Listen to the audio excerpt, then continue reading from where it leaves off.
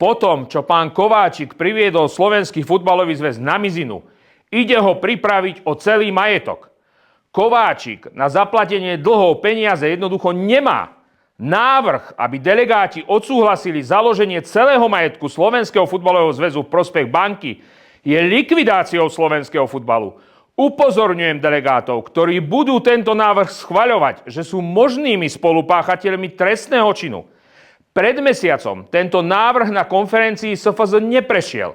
Ak ho teraz delegáti schvália, nebude to mať iné vysvetlenie ako to, že pán Kováčik si niektorých delegátov v úvodzovkách kúpil. Ak to neprejde, môžeme čakať, že o mesiac bude založenie majetku SFZ opäť na stole. A takto bude dovtedy, kým návrh neschvália.